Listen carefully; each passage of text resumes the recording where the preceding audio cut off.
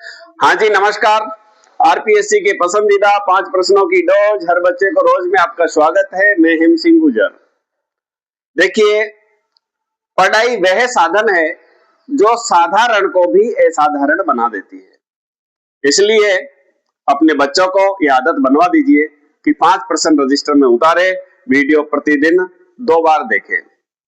निश्चित रूप से मेरी ये मुहिम 2 साल बाद में, 3 साल बाद में बच्चे का भविष्य जो है वो स्वर्णिम बन जाएगा, मैं गारंटी देता हूं।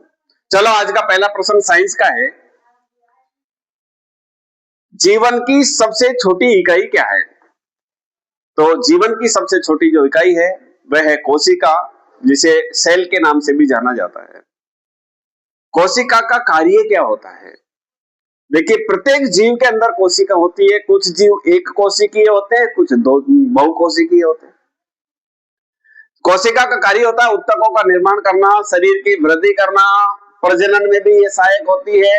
और तो और जब छोटा सा बच्चा जब भ्रूण होता है, वो बड़ा होता है, तब भी उसके शरीर में जैसे हाथ पैर अंगों का जो है छटना, उनका बढ़ना, वो सब कोशिका के ऊपर निर्भर करता है। हमारे शरीर की वृद्धि और विकास में भी सबसे ज्यादा योगदान कोशिका का होता है। अतः जीवन की सबसे छोटी जो इकाई है वो कोशिका होती है। कोशिका विभाजन करके और कोशिकाओं में विभक्त होती है। आज का दूसरा प्रश्न, राजपूतों की उत्पत्ति का अग्निकुंड सिद्धांत किसने दिया था? इस क्वेश्चन का आंसर है पृथ्वीराज रासो ग्रंथ के लेखक चंद्रवरदाई ने। चंद्रवरदाई ने अपने ग्रंथ पृथ्वीराज रासो में लिखा है, उन्होंने लिखा है कि गुरु शिखर पर्वत पर वशिष्ठ ऋषि ने एक हवन किया था। क्यों किया था? क्योंकि पश्चिम से जो विभिन्न प्रकार की जो जातियां थी वो भारत पे आक्रमण कर रही थी। हूण, कुषाण और भी जातियां थी जो भारत पे आक्रमण कर रही थी। उनसे बचाने के लिए या मुगलों से बचाने हेतु उनको पता था, तो इनसे बचने हेतु कि राजपूतों में ऐसी जातियों का जो उत्पन्न की जाए जो इनसे लड़े और भारत को सुरक्षित बचाए। ऐसी कंडीशन में कहा जाता है, इन्होंने लिखा चंद्रवरदाई ने कि वशिष्ठ ऋषि ने एक हवन किया, बहुत बड़ा हवन किया। उस हवन से राजपूतों की 4 जातियां निकली, प्रतिहार, परमार, चालुक्य और चौहान। तो इन 4 जातियों की जो उत्पत्ति है वो वशिष्ठ ऋषि के अग्निकुंड से मानते हैं। चंद्रवरदाई पृथ्वीराज रासो में इन्होंने ये लिखा है। हाँ जी, आज का तीसरा प्रश्न, 2019 की पशु गणना के अनुसार भैंसों की संख्या सर्वाधिक किस जिले में थी?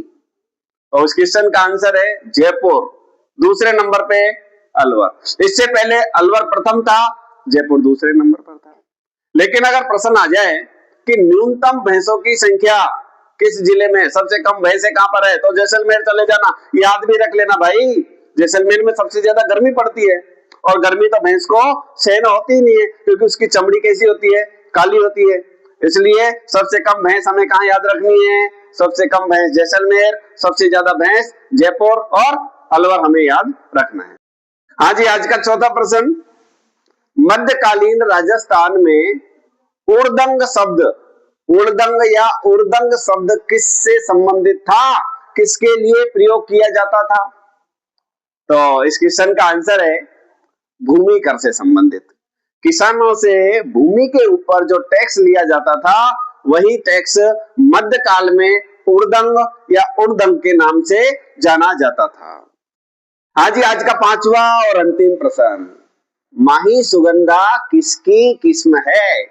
नाम देखो, माही मतलब माही नदी के आसपास में ऐसी फसल जो सुगंध देती हो, माही सुगंधा। तो माही सुगंधा किसकी फसल है, किसकी किस्म है? चावल की है। और 1966 में महाराणा प्रताप के कृषि विश्वविद्यालय के द्वारा ये एक बोना जो पौधा होता है उसकी फसल है, और इसको बासमती का दर्जा भी दिया गया था। बहुत अच्छी चावल की किस्म है। और इसके अलावा जैसे माही धवल, माही कंचन, ये मक्का की किस्म है। माही सुगंधा अगर आ जाए तो चावल की किस्म है। बहुत बहुत धन्यवाद।